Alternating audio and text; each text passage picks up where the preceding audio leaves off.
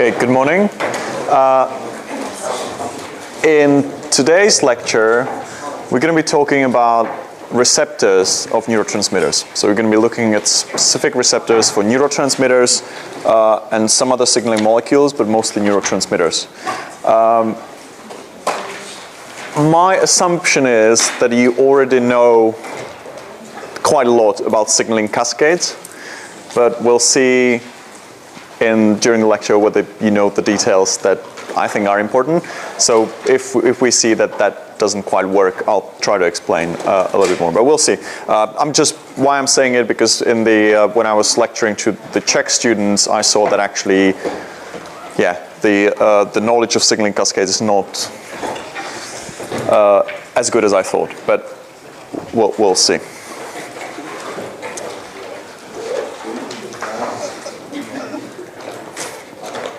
One thing to keep in mind when talking about receptors, signaling molecules, effects, etc., is that, first of all, many signaling molecules have many different receptors, which are coupled with many different signaling cascades. So one molecule can have different effects on different receptors, okay? One important thing. The other important thing is those different receptor subtypes can be expressed in different tissues, in different ratios in different tissues. So one signaling molecule can have widely different effects in different tissues, okay? So those are the things that are good to be kept in mind, because we'll see that as we talk about the individual receptors and as we talk about the effects of signaling molecules, these factors play a role there.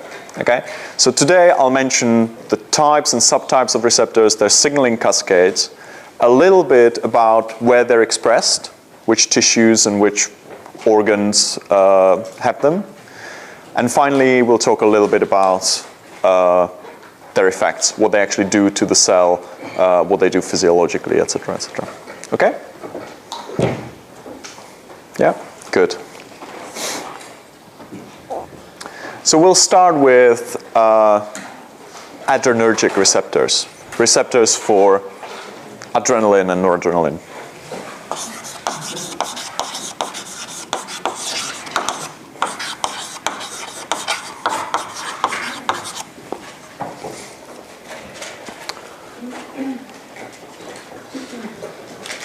Okay, what signaling cascades do adrenergic receptors trigger?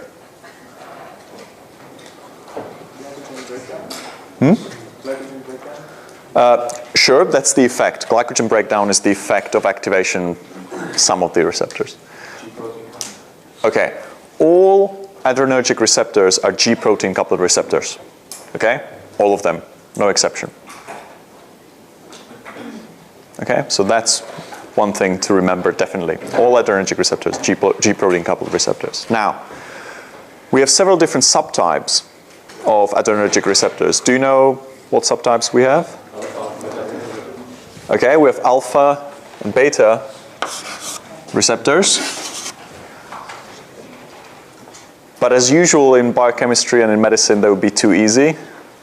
So we have alpha 1, alpha 2, beta 1, beta 2, and beta 3 receptors. Okay, we're gonna go into a fair bit of detail with adrenergic receptors because they are very important for clinical medicine, they're very important for pharmacology. So knowing about these subtypes is fairly important, I think. You'll see later on that with some of the other signaling molecules, some of the other neurotransmitters, we won't go into such detail. So now there's gonna be a lot of information, but it's gonna get easier and easier as we go further in the lecture. Right, so we have 5 different subtypes of adrenergic receptors. What are the natural agonists on these receptors? Adrenaline and noradrenaline, okay? They're adrenergic receptors. The natural agonist on those receptors, well, are adrenaline and noradrenaline, okay? I will just say now that the two molecules, adrenaline and noradrenaline, bind with different affinities at different receptors. Okay, so some of these receptors have higher affinity for adrenaline, for example, beta 2. Some of these receptors have higher affinity for noradrenaline, for example, alpha-1 or beta-1. Okay? So the thing that I want you to remember is there are different affinities for these two molecules. Again, it's fairly important in clinical medicine because sometimes for some things you use adrenaline, for some things you use noradrenaline. Okay? Right. Let's now talk about the specific G proteins that these receptors are coupled with. So all of them are G protein coupled receptors, but they're coupled with different G proteins. Different G proteins. Right. Alpha-1 receptor is coupled with a G protein called GQ. Now what does GQ protein do? Increasing calcium levels. Okay, how does that work? Maybe the IP3 that goes to the PR and then releases. Very good. So there's increase in calcium through IP3 mediated release from endoplasmic reticulum and all other things. But there's one more step that we're missing. Okay, so GQ protein activates phospholipase C, which hydrolyzes phosphatidyl inositol bisphosphate into inositol trisphosphate, diacylglycerol. And these, well, mostly IP3 increases calcium concentration in the cell, and they also activate protein kinase C. Okay? So that's the signaling cascade of GQ receptor, or GQ protein, sorry. Right. Alpha-1 receptors are expressed all over the place, in the brain and elsewhere. But for pharmacology, for clinical medicine, one place is very important, and that's the smooth muscles of blood vessels. Okay? So in blood vessels, there's smooth muscles that control the diameter of the blood vessel, and these express alpha-1 receptors. What do you think will happen if we activate alpha-1 receptors? Constriction. Okay, vasoconstriction. The diameter of the blood vessels will get smaller, and what does it mean? Blood pressure increases. Indeed. Okay, and there will be an increase in blood pressure. Yeah, as we constrict blood vessels, blood pressure increases. So the activation of alpha-1 receptors causes an increase in blood pressure through vasoconstriction. Okay, that's the function. Well, one of the functions. Anyway. Do you have any questions? No? Let's move to alpha-2 receptors. Alpha-2 receptors are coupled with GI protein. What is the signaling cascade here?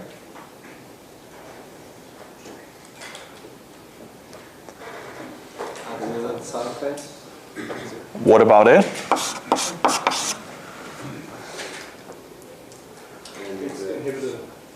Okay, so GI protein decreases the activity of adenylate cyclase. And because adenylate cyclase synthesizes cyclic AMP, we'll get a decrease in CAMP. Okay?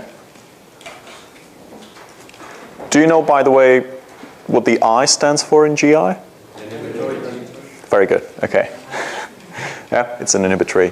The S in GS is stimulatory. Good. The Q in GQ, as far as I know, doesn't stand for anything. It's just another letter, but anyway. Alpha-2 receptors are found mostly in the brain. Well, in the nervous tissue anyway. And they are a special kind of receptors. They are presynaptic receptors. Now, we talked about presynaptic receptors a little bit in one of the previous lectures. What do they do? What is the role of presynaptic receptors? Okay, so they're there to mediate feedback to the presynaptic neuron about the amount of neurotransmitter that's been released into the synapse, into the synaptic cleft. Okay, so alpha-2 receptors are presynaptic receptors on adrenergic synapses. What will happen if we activate alpha-2 receptors? What will happen in the synapse? Inhibition of signaling molecules. Inhibition of? Signaling. Yes. So the release of adrenaline and noradrenaline on the synapse will be inhibited. There will be less adrenaline or noradrenaline released into the synapse. So it's a feedback inhibition. Okay? If there's a lot of noradrenaline in the synapse, it binds to alpha-2 receptors and signals to the presynaptic neuron, stop releasing that much noradrenaline. Okay? It's a feedback inhibition mediated by alpha-2 receptors. Yes? Does this receptor inhibit both like releasing of adrenaline and noradrenaline, or just adrenaline or noradrenaline? Both. Let's say both. Okay? Both of them bind to alpha-2 receptors. And their release is only controlled by CIMP pathways? No, their release is not controlled just by CIMP.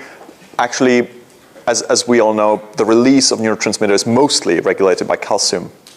Okay, so calcium is the signal. CIMP via PKA modulates the activity of calcium channels, of sodium channels, of all sorts of other things. Okay, so the CIMP signaling system modulates how much calcium gets in, how much, etc., etc. It is at the start of the cascade. It's CIMP. It is at the start of the signaling cascade that then goes to calcium. No, it's not. Because as you'll recall, the increase in calcium in the synapse is caused by membrane depolarization. So CIMP normally, in the synapse at least, has no effect. I mean, we don't need it. But it's there, and it modulates what happens with this calcium, with sodium, how easy it is to open sodium channels, how easy it is to open calcium channels, etc., etc. Okay? So it is just something affecting the main signaling mechanism. Okay? Right. So alpha-2 receptors are presynaptic receptors, fairly important in pharmacology, and that's how they work. So they're inhibitory. They're an inhibitory receptor. They're inhibitory receptors on the presynaptic neuron. Right. So those were alpha receptors. Now, let's now have a look at beta receptors. Here, the signaling cascade is easier because it's the same for all three of them. All three beta receptors are coupled with GS proteins. So what's the cascade there? Okay, adenylate cyclase is stimulated. We get an increase in CAMP, and then all sorts of other things happen, PKA, and etc., etc. Right. Where are these receptors? What do they do? Beta 1 receptors are mostly found. Let me just. These three receptors are found in the brain. Okay, so these three receptors, we can find them in the central nervous system. Okay, but apart from that, beta 1 receptors are found in the heart. Okay, so these are very important receptors regulating the heart, and specifically they have an effect on heart rate and on the strength of contraction. Yes? I'm sorry, was that B1 or all the beta? Just beta 1. Okay, so the only thing that's common is the signaling cascade. Okay, otherwise I'm going to talk about each of them individually. Okay, so beta 1 important for the control of heart rate and also the strength of contraction, how strongly the heart contracts. Okay, so the activation of beta 1 receptors will increase the heart rate. So that's why adrenaline and noradrenaline increase heart rate when they're released into the bloodstream. Okay, via the action on beta 1 receptors. Beta 2 receptors. Yes, beta 2 receptors are expressed, again, all sorts of places, but they're also expressed on the smooth muscle molecules in the bronchi, in the lungs, but also in blood vessels. Okay? Smooth muscles in blood vessels, smooth muscles in the bronchial tree. Okay, do you all know what bronchi are? Yeah, good, yeah. So there we find beta-2 receptors. In the smooth muscle, if you have a question, ask anytime. No? Okay. In a smooth muscle cell, the activation of GS, adenylate cyclase, CAMP, does not cause contraction, even though it's a stimulatory G protein. It actually relaxes the smooth muscle. Okay? Via phosphorylation of myosin light chains, etc., etc. Okay? So the activation of this in a smooth muscle cell relaxes the smooth muscle. So in the bronchi, the relaxation will increase the diameter so that we can get more air into the lungs. Okay? That's what beta-2 receptors, the activation of beta-2 receptors does in our lungs. In the blood vessels, it dilates blood vessels. Okay? Beta-2 receptors dilate blood vessels. Now, maybe some of you are thinking, that doesn't make any sense, because adrenaline and noradrenaline, they bind to both alpha-1 receptors that contract blood vessels and beta-2 receptors that dilate blood vessels. So how does it work? I mean, surely the blood vessels can't know what they should do. If our adrenal medulla releases lots of adrenaline, the blood vessels should be just confused. So how does that work?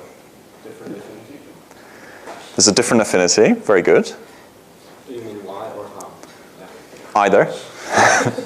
To increase the oxygen uptake in the lungs. Okay. So the reason why we need oh, you mean with the bronchi? That's correct. So we dilate bronchi because we need to get more oxygen into the lungs. But now we're talking about blood vessels. Yeah, but you also dilate the blood vessels in the lungs to have more blood flow there. Okay. That's, I guess, what you want to say. Yeah. Oh, okay. All right. Okay. So that's correct. Yeah. To get more blood to the muscles, so they can get Very good. Very good. So this may be confusing thing, but I see that none of you are confused because you already know the answer. Is first of all, there's a different affinity for adrenaline and noradrenaline, so there will be different activation based on whether adrenaline is released or noradrenaline is released. But most importantly, different blood vessels express different receptors. Okay? So in a situation where adrenaline is released, in a stress situation, for example, you know, if a saber-toothed tiger is, you know, running after us or something like that, and we had to run away, not to get eaten, some of our blood vessels need to be dilated in order to provide as much blood as possible, for example, muscles or lungs. But some other blood vessels can be constricted, well, should be actually, so that some of the organs don't use up all the oxygen that we need for running. For example, in the gut. We don't really need a lot of blood in the gut when we're running. We don't need to be digesting things. Okay? So in a stress reaction, even though it's mediated by one type of ligand, by adrenaline and noradrenaline, okay, it actually has different effects in different tissues because that's what we need. We need to dilate some blood vessels, but we need to constrict some other ones. And that's mediated by two different adrenergic receptors, alpha-1 and beta-2, and it's possible because different blood vessels, or the smooth muscles in different blood vessels, express different receptors. Okay? Does it make sense? Which receptors did you say? Alpha-1? Alpha-1 and beta-2. Yeah, it would be easier if it were alpha-1 and beta-1, wouldn't it? But yeah, it just isn't, yeah, unfortunately. Okay, the last subtype of adrenergic receptors is beta-3 receptor. And beta-3 receptor is expressed primarily in the adipose tissue, in the fat. What do you think will be the effect there of the activation? Lipolysis, exactly. Lipolysis, beta-3 receptors mediate the stimulation of lipolysis by adrenaline. Okay? Again, we can think about it as part of the stress reaction. We need to provide energy for the muscles to be able to run away from the tiger or whoever. Okay? So releasing some fatty acids from the adipose tissue is actually very useful, because then they can be burned in the muscle. Okay? Sorry, beta-3? The what? Beta-3. Yeah, beta-3 receptors are expressed on the adipose tissue, and their activation increases lipolysis, the degradation of lipids, of triacylglycerols into fatty acids and glycerol. And fatty acids are released into the bloodstream so that other tissues can use them. Okay? Beta-3 receptors also, and you don't have to remember that, also activate the brown adipose tissue. And the brown adipose tissue, of which you've heard before, I'm sure, is used to provide heat in some animals, maybe in humans as well. And beta-3 receptors activate that as well. But clinically, it's not very important. Obviously, pharmacologically, there have been attempts to use beta-3 agonists to treat obesity, but so far, not very successfully. So.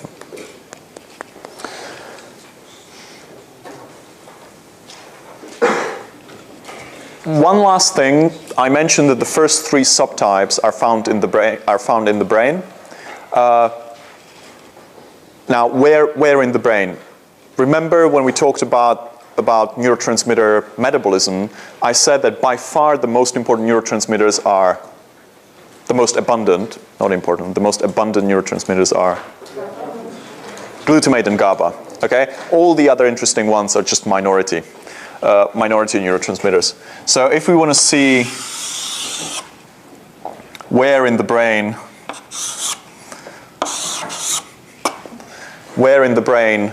we have noradrenaline or adrenergic neurons, actually there's just a relatively small group of neurons in the medulla oblongata. I know you don't know the anatomy of the brain, so this is just for fun, okay? You don't have to know that. There's a relatively small group of neurons that produce noradrenaline or adrenaline in the brain, but they project, their axons project to most of the brain. And their role is that they have 2 main roles. One is they regulate mood, so they play a role in regulating mood. Okay, if we're happy, if we're sad, okay. That's what noradrenergic neurons do, at least partly, and we'll talk a little bit more about that in the second pharmacology lecture. But they also activate arousal, whether we are conscious or not conscious. Very important, whether we go to sleep or whether we're active. That's regulated by noradrenergic neurons. Okay? Very important. It's part of the reticular formation, if anybody's heard of it. Anyway, any questions about adrenergic receptors? If not, let's move on to dopaminergic receptors.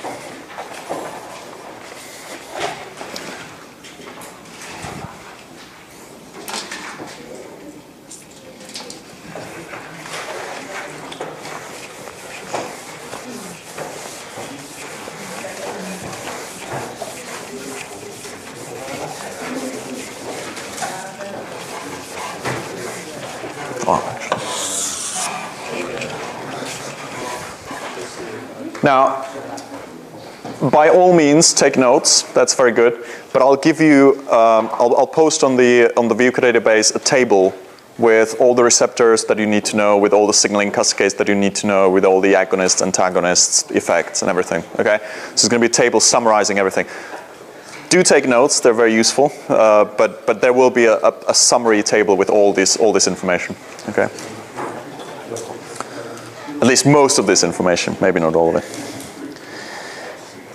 Okay, dopaminergic receptors.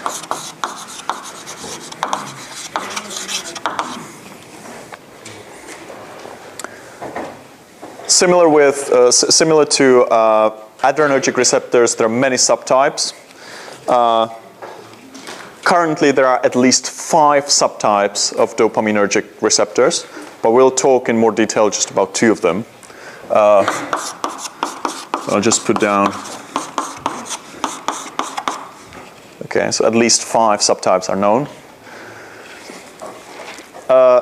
The signaling cascades triggered, so we're going to talk about D1 and D2, okay? The signaling cascades triggered by D1 and D2 are GS and GI. Okay, again, you know the cascades, so what happens there? So D1 receptor is mostly stimulatory, D2 receptor is mostly inhibitory, okay? But it also differs depending on specific tissues. Dopaminergic receptors, again, are expressed in many tissues in the body, but pharmacologically and clinically, we're mostly interested in dopaminergic receptors in the brain. Those are the ones that we're really interested in, okay? So we're only going to be talking about the effects in the brain, okay? As I said with noradrenaline or noradrenergic neurons, dopaminergic neurons are also formed just two very small groups of neurons somewhere around here. Okay, relatively small nuclei. I'll give you the names of them. You don't have to remember them. Just, next year when you learn about the structure of the brain, they'll ring a bell. One is called the ventral tegmental area. And the other one, which you may have heard about, is called substantia nigra, the black substance.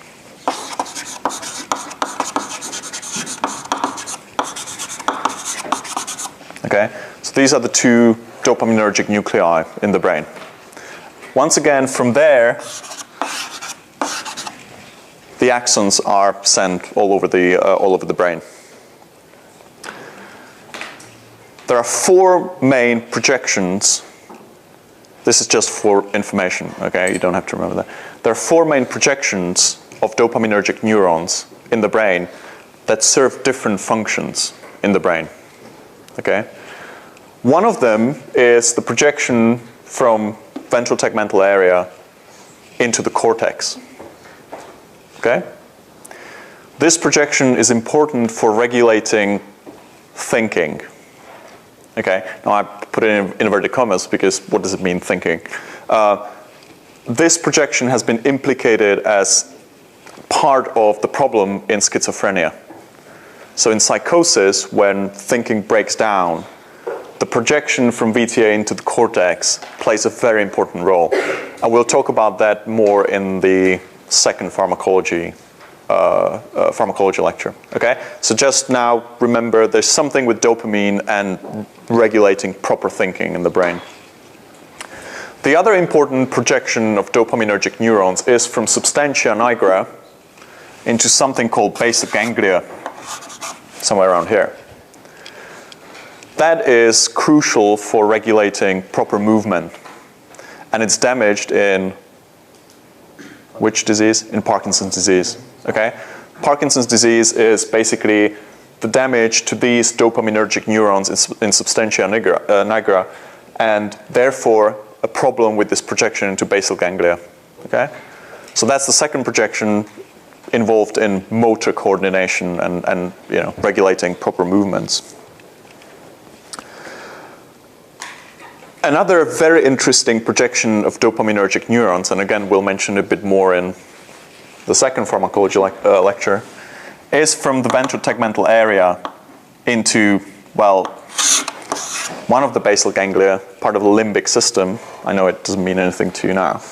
But this projection is part of what is called in neuroscience a reward system.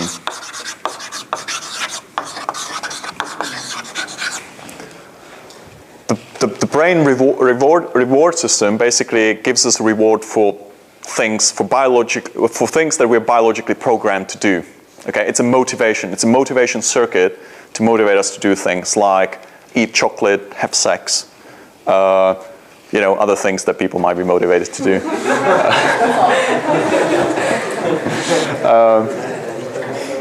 So this crucial projection from this one very small group of neurons into this other very small group of neurons is a very important projection.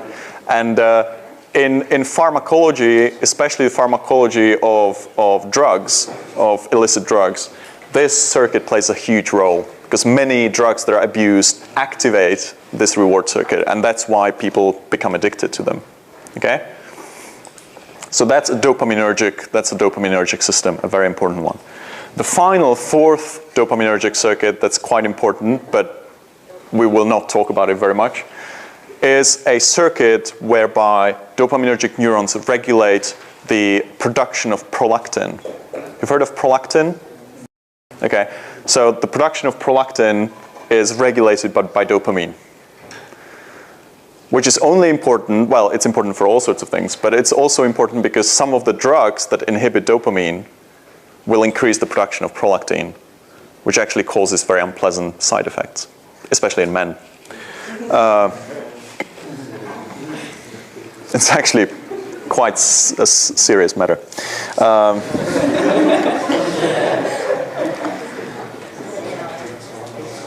Right. Those are the dopaminergic receptors, or at least the ones that we're going to be talking about. From a pharmacological point of view, D2 receptors, very important. Again, we'll talk about them later. Any questions about dopamine? What did you say about prolactin? The production of prolactin? The production of prolactin is inhibited by dopamine. Okay, so there are neurons that inhibit the production of prolactin. If those neurons are inactive, or if the dopaminergic pathway is inhibited, prolactin production will go up. Okay? Yep. Something you said there a second about adverse side effects of bad side effects. Yeah, I'll talk about them a bit more in the lecture later on, but that's the problem. So you have drugs that inhibit dopamine for some other reason, but at the same time they will increase prolactin production, which is something you don't want usually. Okay. Any other question? No. Okay, let's move on to serotonin.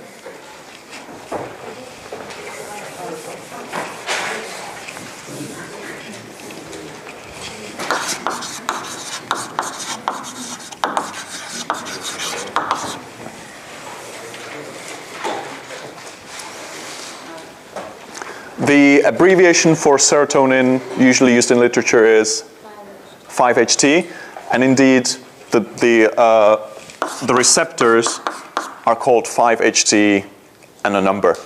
Now, the latest database of receptors shows at least 6 subtypes of serotonergic receptors, and to make it even more fun, a lot of them have actually subtypes. So you get receptors like 5-HT1A, 5-HT2C, stuff like that. I will only talk in a bit more detail about the first 3 of the family, so 5-HT1, 5-HT2, and 5-HT3. Unlike dopamine receptors, and actually adrenergic receptors, which were all coupled with G proteins, 5-HT3 receptors are an ion channel, a ligand-gated ion channel, a cation channel.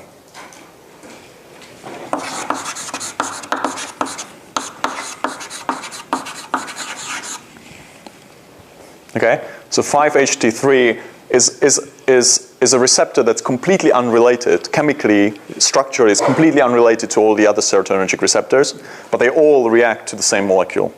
But this is a cation channel. These two, and actually all the other ones, are G protein coupled receptors. Okay? And the G proteins they're coupled with are GI and GQ, with the corresponding cascades. Now, what is the function of the serotonergic system? again, there are several different functions. The serotonergic nuclei.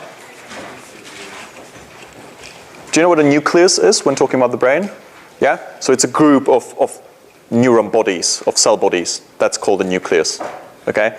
So in the brain, without trying to go into much detail, well, you have gray matter and you have white matter. Okay? The gray matter you find in the cortex, but when you find bits of gray matter elsewhere than in the cortex, they're usually called nucleus. Okay? So it's bits of gray matter elsewhere than in the cortex. That's a nucleus. Okay? So the serotonergic nuclei are found basically somewhere like that. Okay? For those who are really interested, they're called nuclei raphe, whatever. You don't need to know that. And as usual, they project all over the brain. Okay, into the midbrain, into the hypothalamus, into the cortex, everywhere. What is their function? The basic three functions of serotonergic systems in the brain. One is very, very important for pharmacology, and that's the regulation of mood. Okay? Very important, connected to depression. We're going to talk about that later on. The other important role, even though much less studied or much less understood, is regulation of perception, something with perception. And how do we know that serotonin plays a role there? Because certain drugs that affect the serotonergic system cause hallucinations. Okay, again, we'll mention more details about later. But serotonergic system does seem to play some role into integrating perceptions and making sense of what we see and what we hear. Okay, if that's dysregulated, we may see or hear things that actually aren't there. Yeah. What was the first? Mood regulation. Okay. So sadness, happiness. Okay, mood. With the hallucinations, it's the 5-HT2 receptor that's mostly connected. With the mood, it's most of them, it seems. And the final function that I want to be talking about now of serotonergic system is mainly mediated by 5-HT3 receptors. And that's the control of vomiting. Again, pharmacologically very important. Our body can be triggered to vomit by all sorts of stimuli. Okay, you all know that stimulation of the throat from the inside will cause vomiting. There may be vomiting caused by something going on in the stomach, but there's also a mechanism by which the brain monitors the composition of the blood, and if it finds that there is some toxic substance in the blood, it triggers vomiting. Okay? The idea being, if you eat something bad, the brain finds out that there's something bad in the blood. It tries to get rid of whatever remains in the stomach so that you don't die of the poisoning. Okay? There's only a relatively limited number of chemicals that will trigger this mechanism, but it's a very important mechanism. Okay? So the brain monitors the composition of the blood. If there is some toxic substance, certain types of toxic substances, it will trigger vomiting. The vomiting there is important because it's very difficult to stop. As long as the brain feels that there's something wrong there, you will keep vomiting. Now, why is it important in clinical medicine? In chemotherapy, most of the substances that are given are the ones, or many of the substances that are given are the ones that trigger this kind of vomiting. And before there were drugs that could prevent that, the vomiting was the main negative effect that would basically stop chemotherapy. You would have to stop chemotherapy because the vomiting was just so intractable, so impossible to do anything with it. They had to stop giving chemotherapy, which obviously wasn't very good for the patient. This kind of vomiting is mediated by 5-HT3 receptors, and we can stop it by targeting some of the drugs at 5-HT3 receptors. Okay, again, we'll talk more about that later on. Okay. Any questions? The third one was their perception. Well, the first one was mood.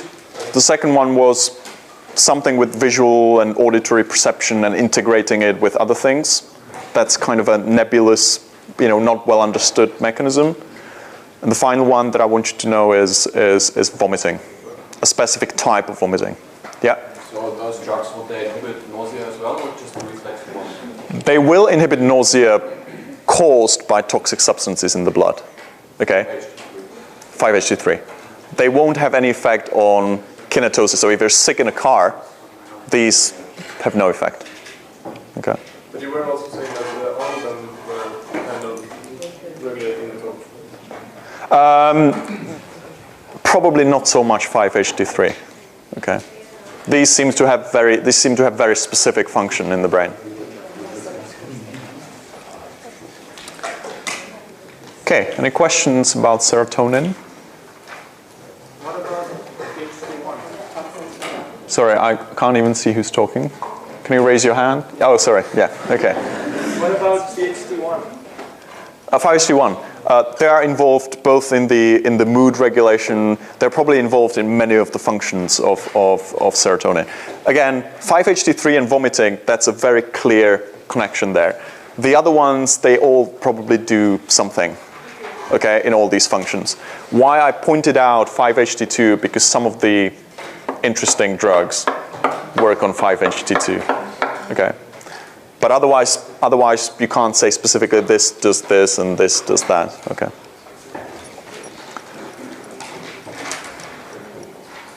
There are no more. Yes. Just a quick question. SSRIs, they mainly target. We'll talk about them in the second pharmacology lecture. Okay. Right. There are no more. Yeah. Remember that reward system you were talking about like a second ago? Like Yeah. Yeah. Yeah. Yeah. Okay, so the reward system is a dopaminergic system. So now we talk about serotonin. Yeah, I know. But yeah, that's fine. That's fine.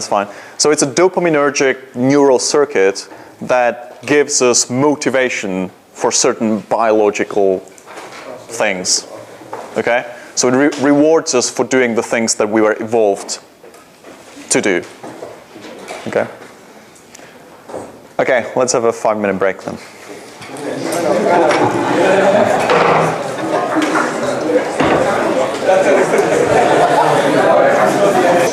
Let's carry on. Do you have any questions about the first half?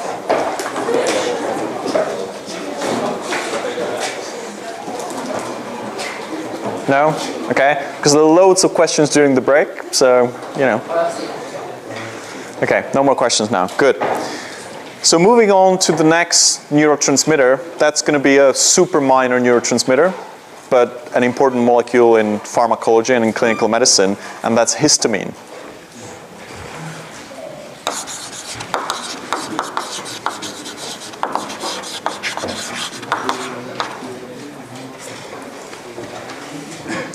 Now, there are at least 3 histamine receptors, histaminergic receptors, but we'll just talk about the first 2, H1 and H2. They are both connected with G proteins, and namely they are GQ and GI. Okay, again, the cascades, So, yeah, those are the G proteins. Now, what about the function? H1 receptor is responsible for mediating, well, physiologically for mediating inflammation. Okay, at least part of inflammation. Okay, there are other mediators of inflammation, but histamine is one of the mediators of inflammation. So the redness and the swelling of an inflamed piece of tissue is at least partly mediated by H1 receptors. Pharmacologically, the more important function of H1 receptors is mediating allergic reactions. Okay, so allergic reaction like swelling of the nasal mucosa, the production of liquid, having red eyes, that's mostly mediated or to large part mediated by H1 receptors. Okay? The other role of H1 receptors is in the brain, where they seem to be involved in the regulation of arousal, of consciousness, so whether we fall asleep or not. We're going to talk a little bit more about that tomorrow when we talk about drugs that target this system. Okay? So H1 receptors, inflammation, allergy. H2 receptors have a completely different role. H2 receptors are found mostly on the cells of the gastric mucosa, of the gastric lining, of the stomach lining. Okay? And there, they regulate the production of acid, of hydrochloric acid. Okay? So the stimulation of this increases the production of hydrochloric acid in the stomach. Okay? If you have a question, just put up your hand and ask me. Yeah? Yeah, you said the second role of H1 was stimulation of or regulation of consciousness. Yes. So how can you explain the loss of consciousness? Is it a lack of histamine or? No. Consciousness as a neurological phenomenon is extremely complex. Nobody really knows what's going on there. Okay? But we know that certain neurotransmitter systems can either heighten consciousness or depress it. Okay? And we know it mostly because the drugs that affect some of these receptors can do that. Okay? So what I'm saying here that, that noradrenaline or histaminergic adrenergic or histaminergic systems have a role there, that's because, we know that because some of the drugs that affect these systems also affect the level of consciousness. But you can't say that losing consciousness is caused by a lack of histamine. That it doesn't work like that. Okay? Yeah? Can allergy affect focus? No. Well, yes, in a way that, it's distracting to. No, because histamine, as all the other neurotransmitters, does not cross the blood-brain barrier. Okay? So histamine that's produced elsewhere cannot get into the brain. Okay? So that's the explanation. Unless you had some kind of brain allergy, which I don't think you can get. Okay? So once again, H1 receptor connected to inflammation and all those effects of an allergic reaction. Well, not all of them. Many of the effects of allergic reaction. H2 receptors are responsible for regulating the production of acid in the stomach. Okay? Again, we'll talk more about those tomorrow when I tell you about the drugs and how they work and why these things happen that way. Okay? There are no questions about histamine. Yep. If they can't cross the blood-brain barrier, are there like mast cells or something that produce histamine in the brain? Because there isn't like a cerebral function, or like they cause sleepiness. Yeah, actually, the histamine in the brain is produced by neurons. So they're histaminergic neurons. Okay. Yeah. Unlike in the periphery where they're produced in mast cells and other places. Yeah. So H2 receptors are only found outside the brain? Is there mainly? That's a very good question. There might be some H2 receptors in the brain, possibly. I don't know. But again, clinically and pharmacologically, we're only interested. We know about H2 receptors in the stomach. It's possible that there may be some in the brain. Okay. The next neurotransmitter system we're going to be talking about is cholinergic. We're going to be talking about acetylcholine receptors.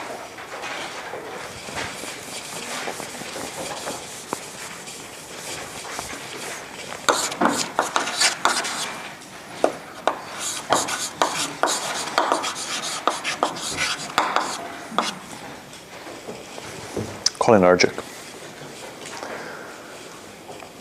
So what kind of receptors for acetylcholine do we have?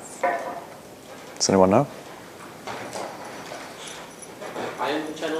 Okay? Okay, so the basic division is between ion channels or ligand-gating ion channels and then metabotropic or G-protein coupled receptors. Okay? The first one, the first group, the ion channel one, they're called nicotinic acetylcholine receptors. Why do you think they're called nicotinic?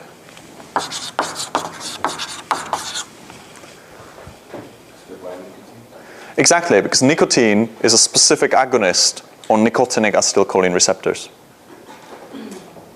Okay? So both groups of receptors bind acetylcholine, but nicotine will only bind to nicotinic acetylcholine receptors.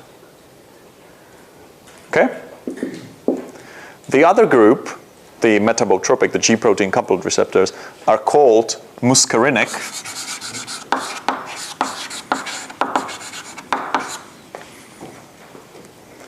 Which is once again after the specific agonist, muscarine. Has anyone heard of muscarine before? In heart, on heart cells? Okay. Muscarinic receptors. There are indeed muscarinic receptors in the heart, and we're going to mention some of them. Decreases the heart rate. They do decrease the heart rate, that's correct. But what is muscarine?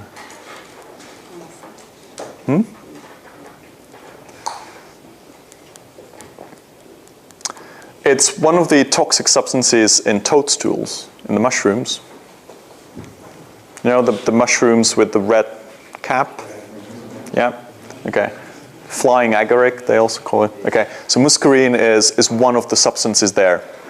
Okay? Just one of them. The least interesting, maybe, but anyway. So muscarine is a specific agonist on muscarinic receptors.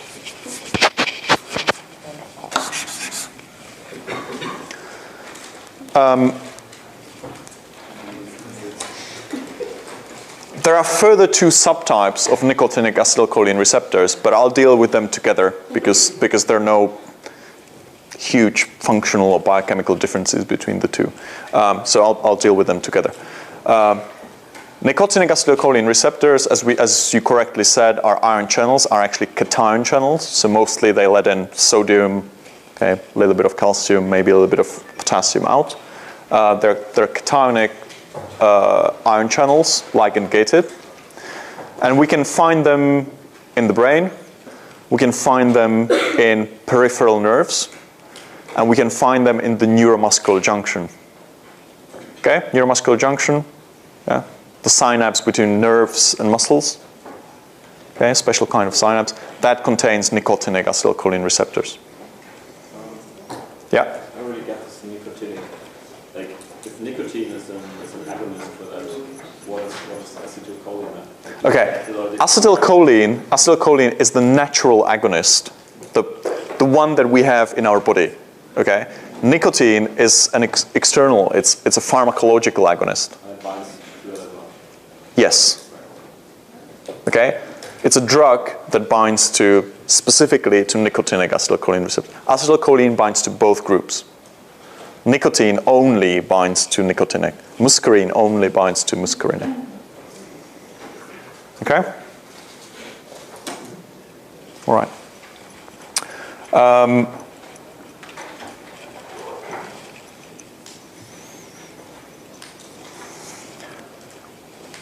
Let's now talk about muscarinic receptors. There are, again, at least 5 subtypes of muscarinic receptors.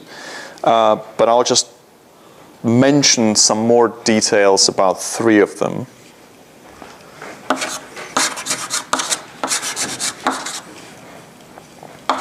As I said, they are coupled with G proteins.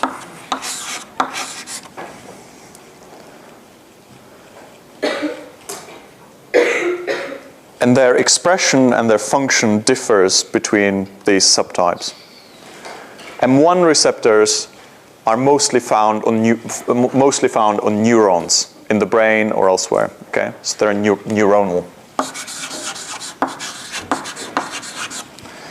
M2 receptors are the ones that were already mentioned here. They are the ones in the heart, also elsewhere, but in the heart, where they decrease, their activation decreases the heart rate. Okay? And the mechanism for that is, and I think I might have mentioned it already, the GI protein decreases cAMP via the inhibition of adenylate cyclase. But here the main effect on decreasing the heart rate is not mediated by the alpha subunit, but by the beta-gamma subunits. Okay? And it's actually very often the case with GI protein that the beta-gamma dimer actually causes most of the, or at least big part of the effect. Okay? So here it's mediated by the beta-gamma dimer. Yep. Why is it mediated by the gamma? Why? Because that's how it is. The beta-gamma dimer is capable of binding to potassium channels and open them, which inhibits the cell, which hyperpolarizes the cell, etc. Okay? So it's just kind of an interesting thing that mostly what you see with G proteins is the alpha subunit that does all the interesting stuff. Okay? With GI proteins, and specifically here in the M2 muscarinic receptor, it's the beta-gamma that actually does most of the interesting stuff. Okay? The M3, the other muscarinic protein, the other muscarinic receptor, is found in exocrine glands. Okay?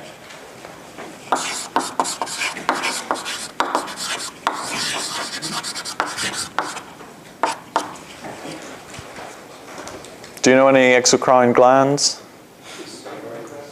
Pancreas?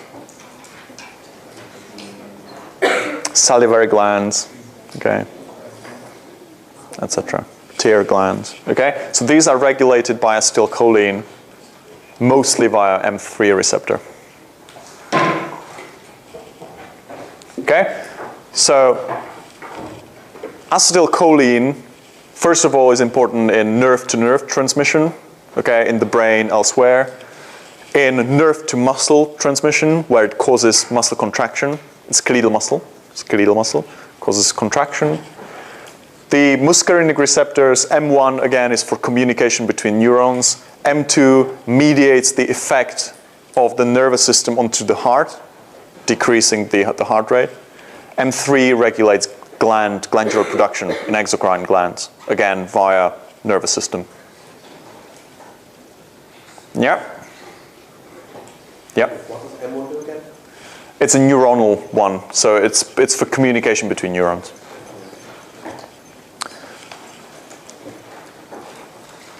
Both nicotinic and muscarinic receptors are found in the brain. And there they have several different effects. But one of them, which is clinically relevant and pharmacologically relevant, is their function in memory formation. Okay? So the cholinergic system in the brain, again, the cholinergic cells are mostly found here in a small nucleus. It's not very important what it's called, relatively small nucleus, but the effect is very important. Their projections into the cortex are used to conserve memories, to form memories. Acetylcholine, the cholinergic system in the brain, is damaged in Alzheimer's. Okay? So that's the cholinergic system. Do you have any questions? Yep. You said at the beginning about nicotinic receptors? Yep. They're found in the brain, peripheral nerves, and something else. The neuromuscular junction. Okay? So the synapse between nerves and skeletal muscle. Again, these things will be a little bit more, they will make a little bit more sense after we talk about the drugs, what the drugs do when they bind to these receptors. Because then I think it will all fall into place, why we need to know all these different receptors. Yep? These cholinergic receptors with the Alzheimer's disease, they correlate with the CAM kinase? With? The CAM kinase? Why would it? Because it doesn't, it's GQ pathway release calcium, and I thought this CAM kinase is important in memory. Yeah. The process of memory formation itself is so complicated that I don't really want to talk about, the specific pathways, because there are so many processes that go on there. It's quite possible that MAP kinase is involved in there, because even through nicotinic receptors, there is an increase in calcium. There are, let's not go there, okay? It's extremely complicated, yeah. The structure as well, both of them are cholinergic, but one is nicotinic, and the other one is muscarinic, yeah. Okay. So your question is that they're... I was about to confuse about the structure of your nuts. Yeah, both are acetylcholine receptors, okay? Nicotinic acetylcholine receptors are ion channels. Muscarinic acetylcholine receptors are G-protein coupled receptors, okay? Right, yep. I think it's a general question about drugs. If nicotine is binding to the nicotinic receptors, does it mean that it compete with the acetylcholine, or? Yes, it is a competitive. So Yeah, well, yeah, it's a competitive agonist. Yeah. So does it have an effect that acetylcholine can't bind that much and then something happens? Not really, they're both agonists. So nicotine will activate the receptor, acetylcholine will activate the receptor as well. So there are enough receptors for everybody? There are enough receptors for everybody. Well, I guess there are. Nicotine will come, when you smoke or something, nicotine will come, bind to receptors that normally would not have any acetylcholine around, because the brain doesn't feel like it should be sending acetylcholine there. But the nicotine, because it just dissolves around, it will get there and activate them. So that's what causes the pharmacological effect. Okay. Right, we need to, move on, but yeah. I just have a question regarding the muscarine. Uh-huh. Is that something we naturally produce, or does it only exist in the toads? Yeah, it's only present in the mushrooms. Oh. Yeah. Okay, yeah, that was what I was. Yeah. It's a pharmacological, it's a pharmacological agonist. Yeah, we don't have it in our body, no. Right, moving on. We finally move to the two most abundant neurotransmitters, so glutamate and GABA. We start with glutamate.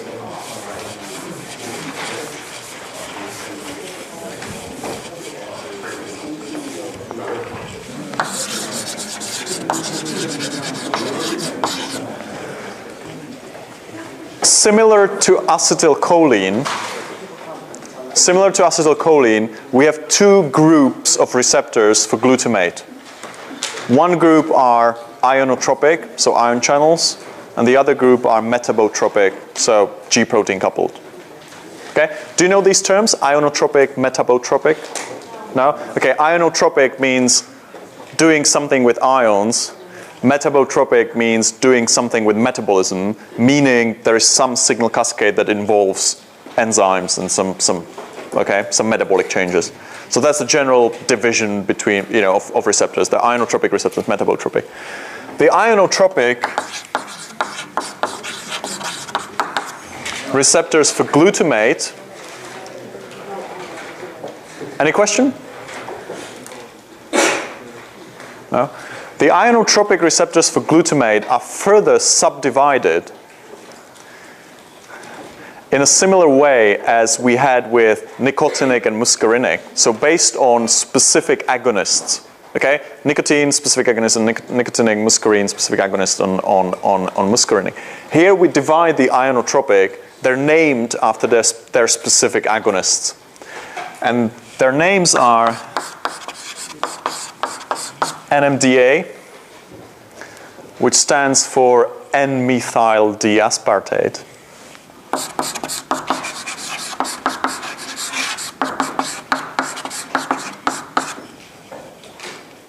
That's the artificial pharmacological agonist that specifically activates NMDA receptors. Okay, only those receptors, nothing else. Now you'll see that it's a funny amino acid because normal aspartate that we have in our proteins is L-aspartate. Okay, this is D-aspartate, so a weird amino acid, and it has N-methyl on it. Yeah, it's just an artificial agonist. But that's what these receptors are called because they specifically respond to this artificial one. The other group are called AMPA, AMPA. Here I won't even write the name of the agonist. It's quite significantly longer than that. And finally, the final group are kainate receptors, which are called after kainic acid. Again, an acid found, I think it's some marine organism that has this kainic acid, which binds to kainate receptors. Okay? So ionotropic glutamatergic receptors are NMDA, AMPA, and kainate receptors. Okay? They're all ion channels, they're all cation channels. Okay?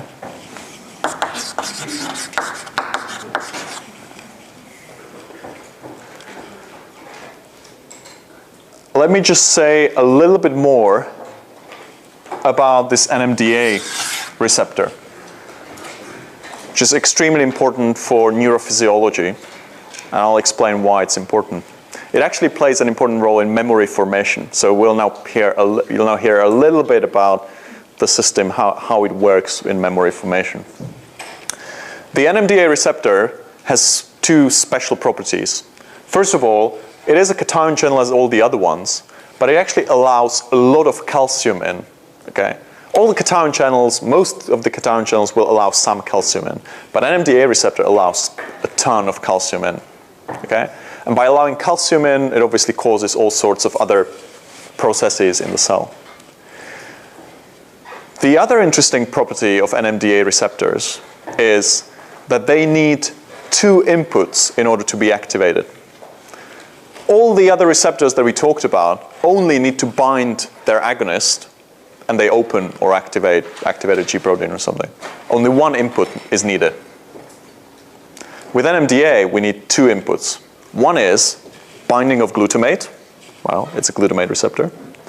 But the other input, no, that would be interesting, but no, it's not GABA. The other input is membrane depolarization.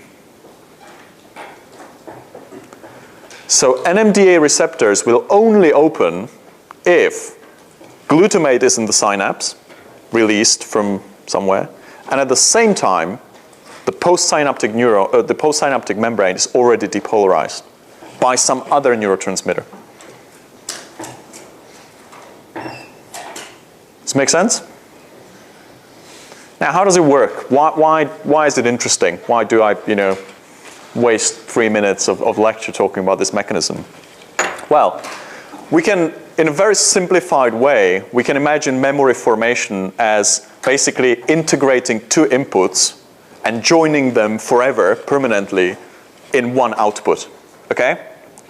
When we touch a stove and we know that it's hot, okay, we need to connect stove, hot. Yeah, that's the memory we remember, okay, we shouldn't be touching, okay, in an extremely simplified way, okay? So imagine there is a neuron in the brain that corresponds to stove, and there is a neuron in the brain that corresponds to hot. And we need to connect the firing of those two neurons in an output that says, take your hand away or something like that, okay? So imagine we have the stove neuron firing all the time and releasing some neurotransmitter onto this new neuron, the memory neuron, okay? So the stove neuron is firing, but if it's just firing, well, nothing much happens. But if at the same time the hot neuron starts firing, these two inputs, open NMDA receptors, cause some further unspecified processes in the memory neuron, which then remembers that these two neurons, these two inputs, belong together. Okay? Extremely simplified way of looking at it. But I'm just using it to explain why this peculiar property of NMDA receptors. Why is it important? Why is it so important that neuroscientists really love this receptor? Receptor. They call it. There's a technical term for it. Coincidence detector. Okay, it detects coincidence of two inputs or several inputs. Okay, so NMDA receptor is called coincidence detector because it needs two inputs. It needs membrane depolarization and the release of, or the binding of glutamate. Okay? I won't say anything else about these two other ones other than their names. But then, since we talked about ionotropic glutamate receptors, we also need to say something about the metabotropic. I'll probably write the term down.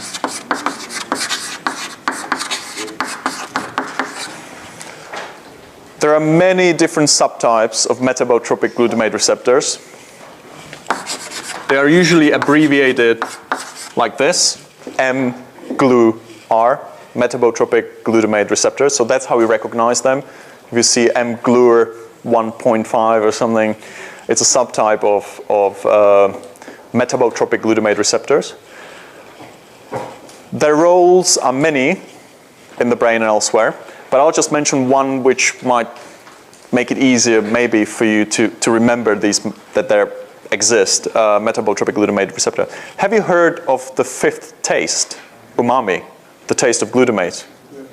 Yeah? Oh, the taste of meat, some people call it, okay? Yeah? There are four basic tastes, but there's also a fifth basic taste called umami. It's Japanese word. Umami?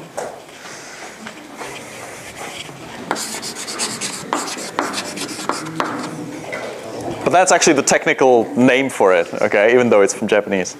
So the receptor for this umami taste, which is meant to be a taste of meat or meat product or something like that, is mainly mediated by glutamate, and the sensation is mediated by metabotropic glutamatergic receptors. So in the tongue, we have these mGlu-Rs that detect glutamate or some other amino acids and mediate this fifth taste.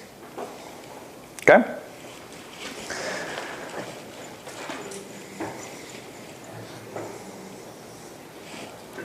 Right, we're slowly running out of time. Well, quickly actually, running out of time. So let me talk about GABA receptors, and the other receptors will be in a handout that I'm gonna post on the web. Okay. There aren't that many left actually, but yeah. Huh? Okay. Do you have no other classes after that? Okay. Well, those of you who need to leave, we can leave. I mean, it's not going to take a lot of time. It's going to take 5 minutes or something. Okay, it's not a big deal. Right, GABA receptors. Well, actually, I could have left this here. GABA receptors are also divided into ionotropic and metabotropic. But fortunately, we only have two subtypes. So we have one ionotropic and one metabotropic.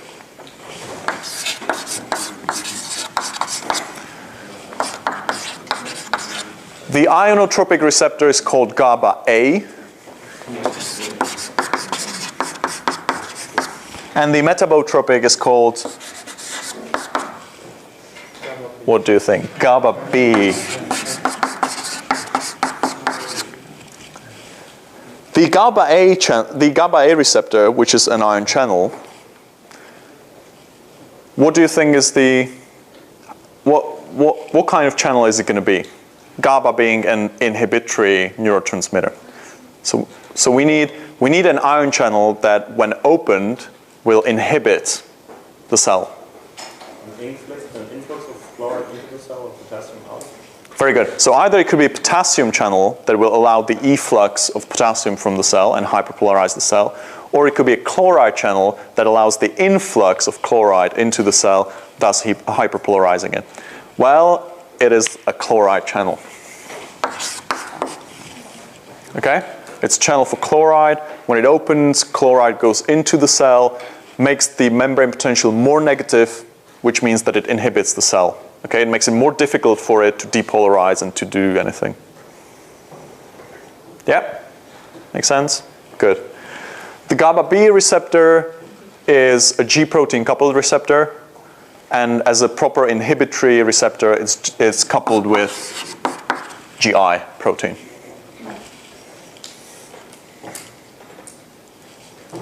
Okay, for glutamate and for GABA, there is no need talking about localization because they are everywhere. Okay, as we said, more than 90%, maybe 98% of neurotransmission in the central nervous system is mediated by glutamate or GABA. So they're everywhere, and they probably do everything in the brain. Okay. But we will talk about some specific drugs that target GABA receptors and that have some interesting effects. The final two groups of neurotransmitter receptors, and that's going to be very brief. I'm just going to mention their names, and that's about it. Well, pretty much. Opioid receptors. Opioid receptors.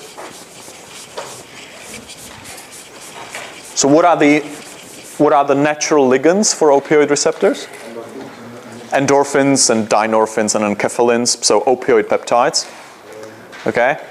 Obviously, the artificial ligands for that are morphine, heroin, opiates, also, yeah. There are three kinds of opioid receptors, okay? And we're going to see a completely different naming convention here. They're called, they're labeled by Greek letters, okay? And we have mu, kappa, and delta receptors. That's a delta.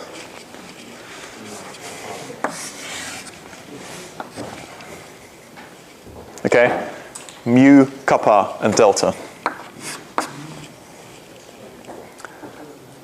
They are all metabotropic. They are all G protein coupled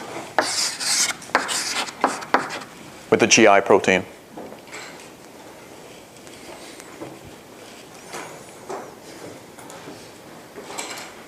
All I'm going to say about them now. And the final receptor that I want to talk about is the receptor for nitric oxide, and you probably already know that. So what is the receptor for nitric oxide?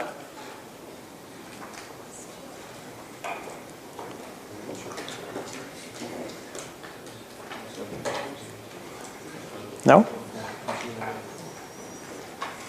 Isn't it a GS coupled receptor? It's a? GS coupled receptor? Nope. It's not a G protein coupled receptor. Yes. It's a guanylate cyclase. It's a guanylate cyclase, and specifically it's called a soluble guanylate cyclase. It's called soluble guanylate cyclase because it's just dissolved in the cytoplasm. Okay? It just floats around the cytoplasm. It is not a membrane receptor. Nitric oxide is such a small molecule, it doesn't need to have membrane receptors. It can go into the cell very easily. So soluble guanylate cyclase is just an enzyme that floats around the cytoplasm, but when it binds nitric oxide, it becomes activated and starts turning GTP to cGMP. Okay? How do we terminate the signal here? So this is the activation of the signal. How do we terminate it? How do we stop the signaling? Okay, so there is a specific phosphodiesterase for cGMP. Okay, I'm just mentioning it because tomorrow we're going to talk about drugs that inhibit this phosphodiesterase. Do you have any questions?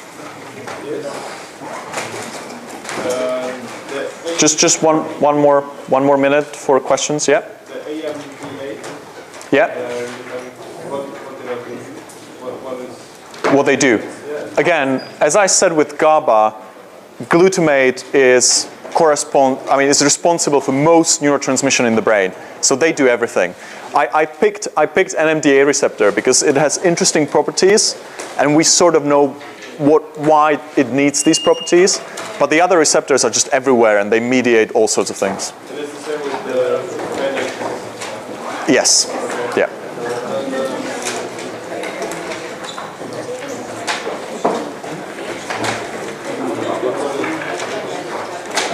Okay. Any other question? well, Yeah, just one more minute, because maybe you'll be interested in the answer to this question. Maybe. Yeah. So the chloride channel is actually like it polarizes again. In the Yeah, I mean the chloride channel, the GABA A channel, stops the potential. when it opens, it allows chloride in. So the membrane potential becomes more negative. And if the membrane potential is more negative, the cell is hyperpolarized. It needs more inputs in order to be activated. So it's kind of pre-inhibited in a way, if you know what I mean. So it's stopping the action potential. It makes it harder for the cell to start an action potential. Okay? Okay, there are no more questions. That's it.